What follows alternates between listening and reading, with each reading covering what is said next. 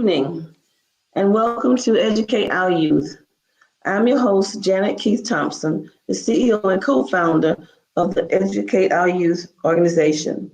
The mission of Educate Our Youth is to make college more accessible through education, mentoring, professional development, and any other means available to students by offering programs such as ACT, SAT, college tours, assistance with financial aid, financial literacy, young youth over youth and youth and entrepreneurship, and academics and athletes. Our guest this afternoon is Dr. Jessica Greene, a licensed LPC. Good evening, Jessica, and how are you today? Good. How are you, Ms. Thompson?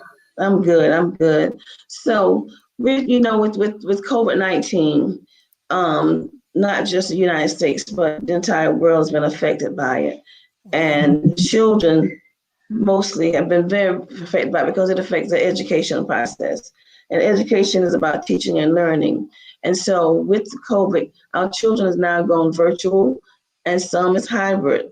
So what virtual schooling, explain what virtual schooling is, how effective it is for parents and students.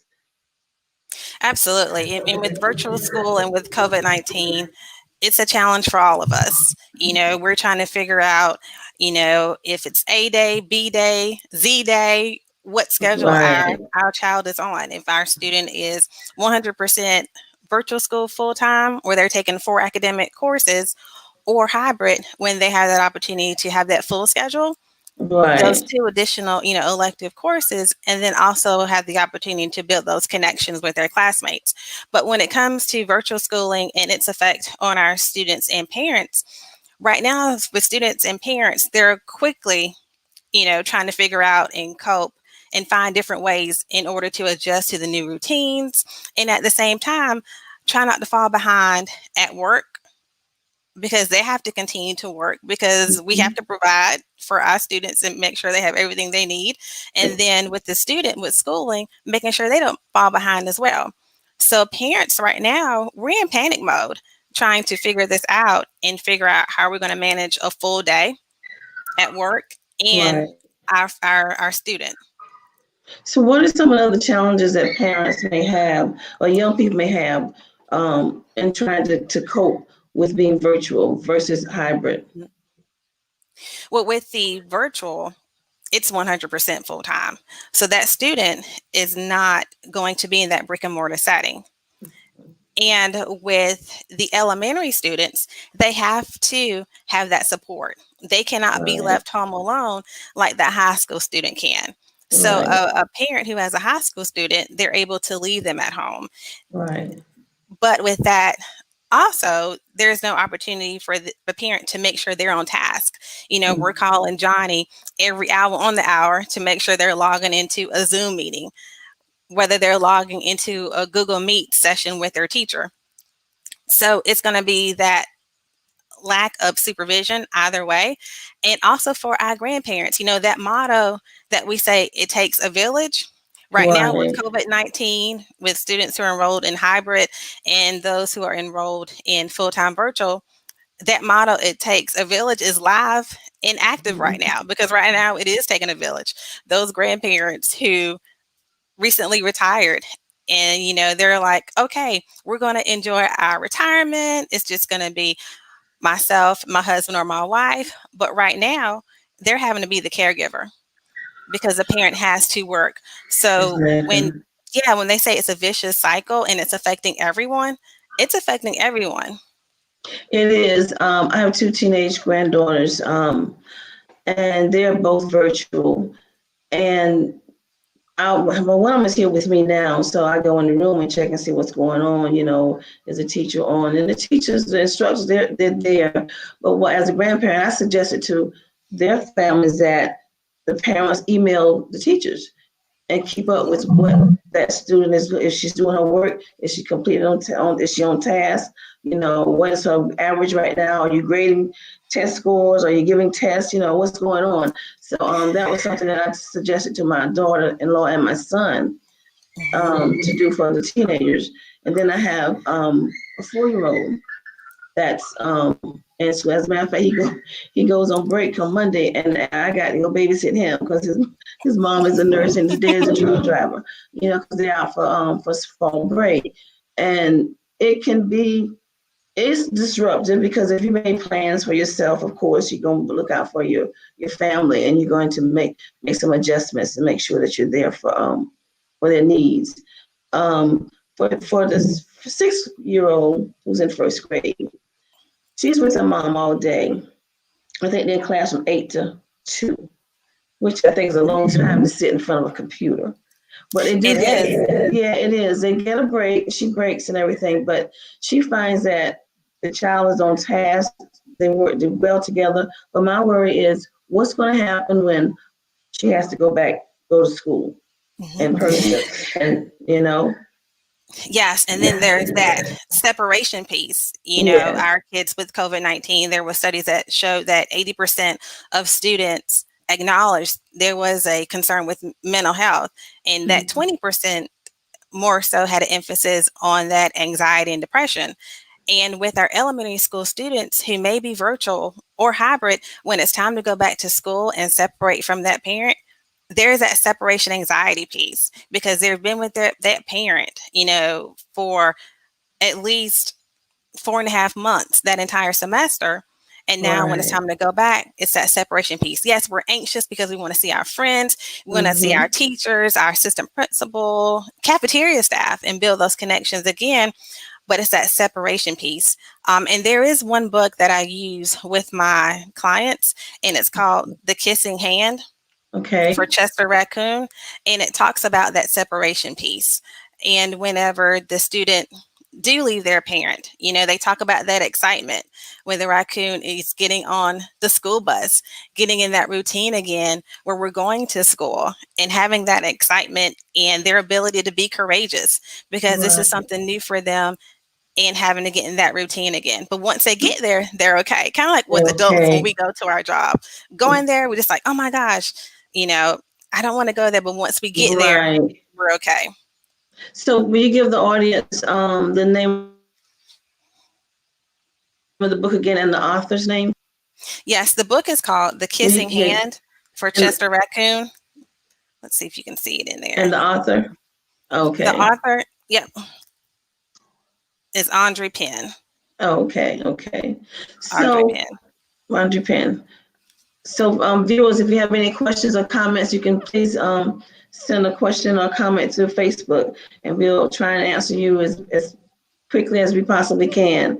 So, what steps parents need to take to help their children cope though with social and emotional feelings and actually express how they're feeling? Because a lot of times they don't talk about that inner feeling. They can't articulate it to us where we can understand. Absolutely. And for some students, and for adults, we see when we hear the word grief, we think about a family member dying, we think about someone close to us dying. But for students with COVID-19, with schooling, with parents Mm-hmm. going to work, and then some of them having to stay home, that is that same sense of grief, but it's a little different because with that sense of grief, we're losing our normalcy, getting up in the morning, eating breakfast, that walk to the school bus with our friends, getting on the school bus, starting our day at school 5 days a week, that routine and those social connections with our friends. And sometimes when students are stressed out with school and some things that they're juggling, which may be football, extracurricular activities, clubs and organizations, or even caring for their younger siblings because the parent has to work, they may not feel like talking much.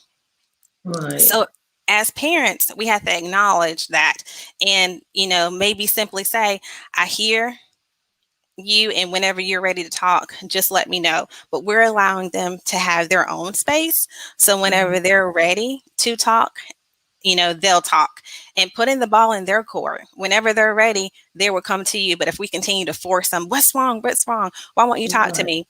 They're going to ultimately shut down and not say anything and may get information from someone else that isn't accurate. With them being home every day, and they spend a lot of time in their room, what are some of the signs that a teenager might be experiencing depression? What would It's going to be that sense of isolation Okay. where they're not talking, that sense of them not participating in their regular routines. They may come home, eat a snack, they used to be able to go out with their friends, but now they may be texting them or talking to them on the phone, but they're not Mhm. anymore. It may Right. be their inability to focus, inability to eat. They feel that sense of they're full, but that's that emotional full, but Right. they're actually, not full. Okay. So some of the challenges of young people facing breaks in the community with healthcare. Some students were able to go to afternoon programs. All those things have been eliminated. So after virtual, what would you recommend a parent to do to keep the child? You don't want to bombard them with learning all day long, but something else you can offer them if they was used to going to after school programs. What can you replace that with while they're at home? What kind of ideas do you have about that? Some activities that they can participate at home may be sidewalk chalk, allowing them to Okay. go outside and utilize the driveway, because they're still utilizing that social distancing, and it's their Right. ability to go outside and get some fresh air, and for them to be able to be a kid again. Because with COVID-19 and having to stay at home, may not have the appropriate supervision that we need, they aren't allowed to go outside until Right. that parent gets home. So allowing that child to go outside with sidewalk chalk, being able to paint as a family. And also with the Mm-hmm. pandemic, we're usually having family reunions, but we can't do that anymore. So they're not able to see their family. So maybe once a month, the family can have a Zoom meeting where we're able to see everybody, Oh, and that maybe sounds have a good. yeah, and maybe have a theme every time. For the month of October, let's dress up in our Halloween costume. For November, let's talk about some things that we're thankful for. For December, have a different theme for every month. So the kids are excited to see their cousins, their aunts and uncles who may live from Florida all the way to New York, but we're still able to have that sense of connection. Right, right, which is a good thing. That you gave some interesting points because I do know they need something outside of school when they're home. What would you suggest to the parents to do? You're an essential worker, and you have a young child that's home needs to be virtual, but you also have other children. So you got maybe three kids that in three different schools, and you're an essential worker. What would you tell a mom how to handle that? I mean, what would you suggest or recommend that she does to balance things out? And with that, in that circumstance, it's going to be us utilizing, our tribe. Is there someone who can watch the children? Is there a Yeah. neighbor that has a college student who may be full-time virtual in home because they can't attend their college, that's willing to come over and watch them? Because with that, you have two folds. You have someone who's old enough to watch them, but also Mm-hmm. someone who can also assist them with their schoolwork. So I would say, recommend using that tribe. And there's some agencies and some daycare facilities who are allowing parents to bring their children, even Okay. though, they're virtual, but they have the opportunity to sit there and do their work at the same time.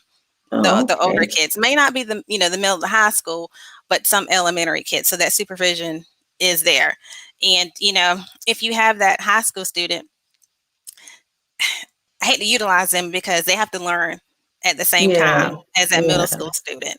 But that person is there, but at the same token, they're not able to do what they need to do to be successful. So we're hindering that older child from their academics because they have to watch that younger sibling. So it's hard for those essential workers trying to Right. find that balance, but then the parent also realizing I'm doing everything that I can possibly do with what I have. And as a mom, well, my children are grown, but um, I really don't know how I would handle sending my children to school, even with the mask. I'd be worried. Okay, do they have the mask on the bus? Are they wearing the mask in school? Does the teacher have on a mask? All these things. So how would you calm me down as a parent to tell me to chill out? I would, as a parent, I will tell you, let's focus on those things that we can control versus those things we cannot control. We cannot Mhm. control other kids not wearing their mask. We can't control Right. other students not washing their hands. But what we can control is what we've told our child what they need to do. So as long as our child does what they need to do, wearing the mask, washing the hands, hand sanitizer, um, and utilizing social distancing, Mhm. that's all we can focus on because we can't focus on Sarah and Sarah's not wearing her mask. But I Right. know my child has their mask on, washing their hands, and social distancing. So that's going to be one of those variables focusing on what I can control versus what Mhm. I cannot control. And what I can control, focusing on that and knowing we're doing what we're supposed to do. Supposed to do. Okay. Hmm.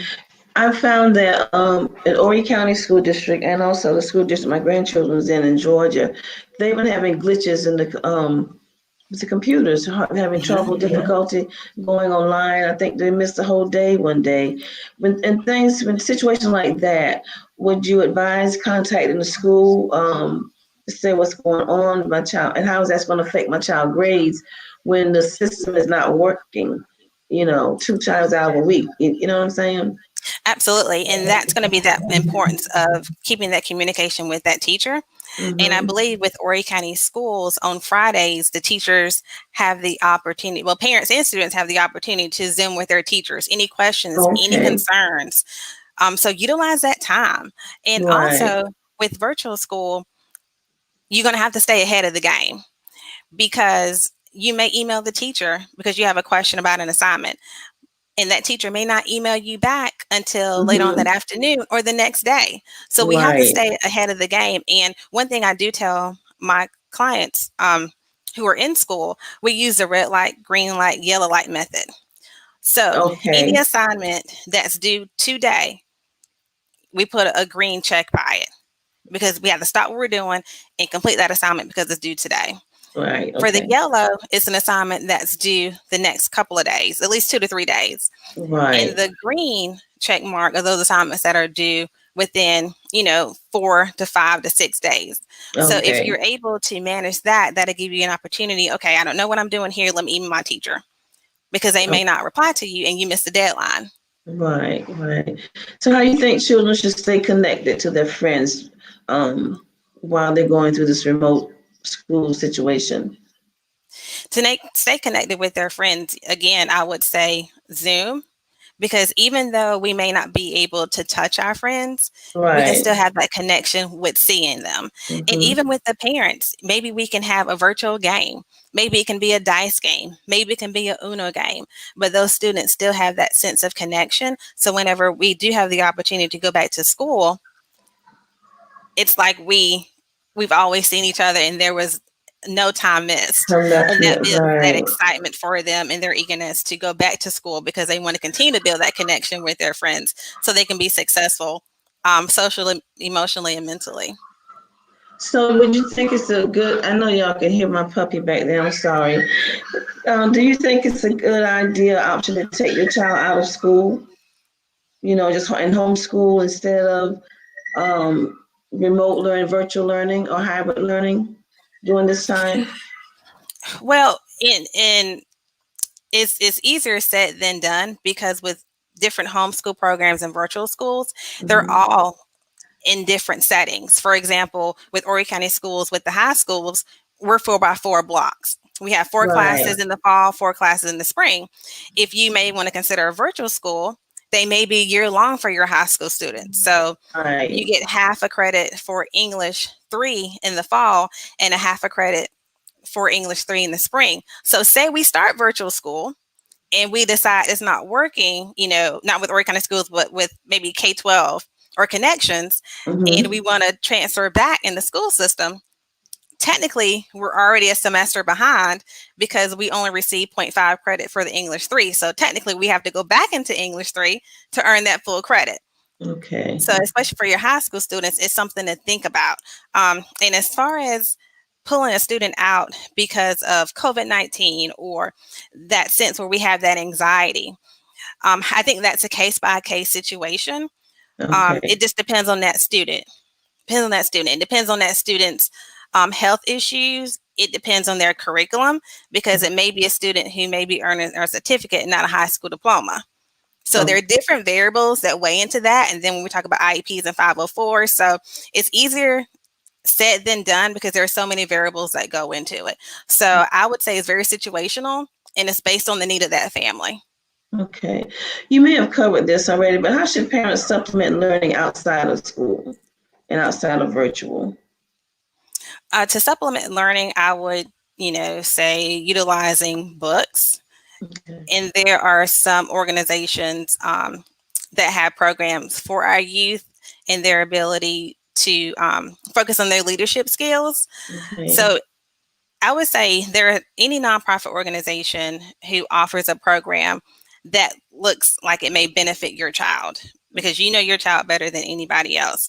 Any Right. reading programs, any leadership programs that are done virtually, because a lot of those programs have moved to virtual when before they would have been, brick and mortar face to Right. face. Okay. So I Okay. would, say do your research, find an opportunity with the program that is an enrichment opportunity for your student, and one where we're just not putting him in something just to keep him busy, but something that's going to Right. benefit that child.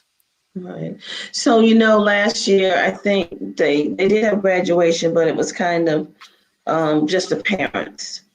And at the rate it's going now, it looks like graduation will be the same. And there were parents making a lot to do with why everybody can't come. Well, it's obvious that we need to social distance ourselves. So, how do you see the end of the year turning out for the school system? Yes, I think it will be virtual again. Um, if everyone continues to do those three things, wear their mask, social distance, Mhm. and use hand sanitizers and wash their hands as need be, you may have the opportunity to add one or two more people, but it's going to be up to us if that happens. So Right. if you would like to attend graduation, let's do what we need to do to try to get these numbers down a little bit and manage them, because right now there is no managing. So if we can get these numbers managed, there may be an opportunity for you to attend. So it's going to be us doing our part if you It want to will. attend. It will be. And I found that this year, it's everybody's, well, not everybody, but a lot of parents was rapping and raging about they want the kids in school, they want the kids in school. But at the time, the school wasn't prepared to have our students back in. And so, what do you say to those parents? How do you calm them down and tell them, what do you tell them? Mhm. We have to let them know that the school wasn't prepared, and the school's doing everything they can possibly do to keep their child safe. So give them Hmm. that opportunity, give them that chance to show you, hey, we're doing XYZ to make sure that your child is safe, but we have to make sure these protocols and procedures are in place, because when the kids come in, they're coming in, they're going to be ready Right, to rock and roll. So right. it's just going to be, the school is doing the best they can with what they have. And just like the parents and the students were thrown into this situation, Hmm. the schools were in the same boat, the same boat. And at the end of last year, they're struggling trying to get all these variables in place. But one great thing is they had the summer to figure Yes, out what we yes, need to do. So, come August, they were ready to rock and roll and had, their pacing guides and everything lined up for them. So we're all in this together.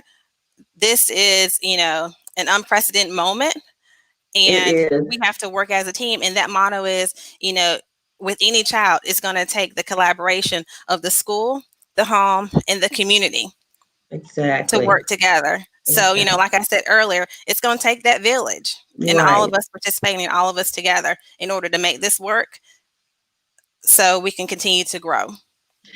And it is going to take all of us working together. It's been 2020 has been sort of a rough year, several hurdles for people to get over. A lot of deaths and everything that's occurred that was related to COVID, and a lot of deaths that wasn't related to COVID. So I guess we have to just stay prayed up and continue to talk to our children, talk to school teachers, principals, whoever that we need to reach out to keep an understanding of what our children's needs are. Mhm. And so, That go ahead. I was going to say that's true because if we keep the school abreast, the teacher abreast of what's going on, Mhm. they're going to continue to hold that child accountable, but Right. they're also going to be lenient too because they know, some areas may not have the best internet access. There Right. may not be that supervision somewhere there to help that child that needs to be there. And for some parents, we may have to give up our weekends. That may be that Yes. time to get some of that work done. But because of COVID, we're really can't do too much moving anyway. So take that Right. opportunity. And plus, it's going to be a time for you to be able to build that connection and grow that connection with your child because there may be some things that you didn't know about your child that you figure out because Right. of COVID and this pandemic. Exactly. Exactly. Because you spend more time together. That's right. Well, just it's been nice having you this afternoon.